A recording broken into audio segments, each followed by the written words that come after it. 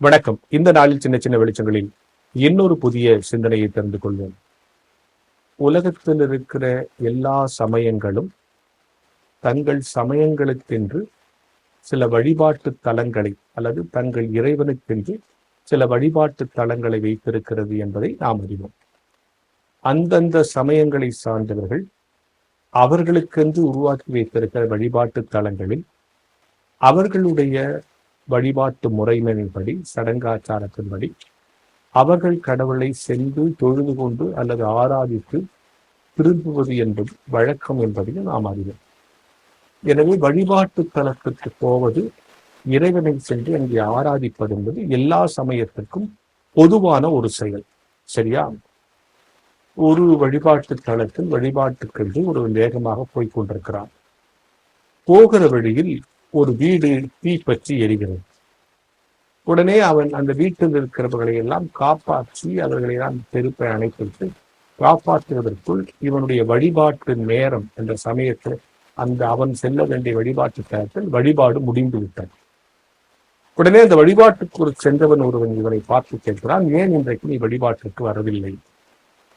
அப்பொழுது அவன் சொன்னான், இவ்வளவு நாள் கடவுளை நான் அவருடைய ஆலயத்திலே சென்று வழிபட்டுக் கொண்டிருந்தேன். இன்றைக்குத்தான் அவருக்கு பிடித்தமான ஒரு செயலை நான் செய்திருக்கிறேன் என்று சொன்னான். இது ஒரு சம்பவம், ஒரு கதை. அதாவது நீ ஆலயத்திற்கு போகிற அந்த நேரத்தில் ஆலயத்திற்கு போகாமல் இருந்து நீ என்ன செய்கிறாய் என்பதை கடவுள் பார்த்து கொண்டிருக்கிறார். ஆலயத்திற்கு போவது மற்றும் ஆலயத்தில் அட்டெண்டன்ஸ் கொடுக்கிறது மட்டுமல்ல, அவருக்கு விருப்பமான செயலை செய்தாலே அதுவே ஒரு வழிபாடுதான் என்பதுதான் இந்த கதையினுடைய உட்பொருள், இல்லையா? இப்ப நான் சொல்ல வர்றது என்னன்னா, நீங்கள் ஆலயத்தினுடைய தவறாமல் செல்லுவது, ஆலய வழிபாட்டு முறைகளில் தவறாமல் பங்கு பெறுவது, வழிபாட்டு முறையின் அந்த இலக்கணத்தின்படி எல்லாவற்றையும் சரியாக செய்வது, எப்போ உட்காரணும், எப்போ எழுந்திக்கணும், எப்போ பாடணும், எப்போ கண்ணை மூடணும், எப்போ கண்ணை திறக்கணும், எல்லாம் தெளிவாய் தெரிந்திருப்பதை விட முக்கியம். இப்படிலாம் இருந்தா கடவுள் கரெக்டா இருக்கான்பா. சர்ச்சில் அவன் தான் பெஸ்ட்ன்னு நம்ம சொல்ல மாட்டான். சர்ச்சுக்கு வெளியே, ஆலயத்துக்கு வெளியே, கோயிலுக்கு வெளியே, மசூதிக்கு வெளியே நீ எப்படி இருக்கிறேன்னு தான் உனக்கு அர்த்தம். எனவே ஆலயத்துல கரெக்டா இருக்கிறதுங்கிறது ரொம்ப ஈஸி. அது ஒரு காமன் டிசிப்ளின். நம்ம பக்கத்துல இருக்கிறவங்க பார்ப்பான், அதனாலவாது ஒழுங்கா இருக்கும்.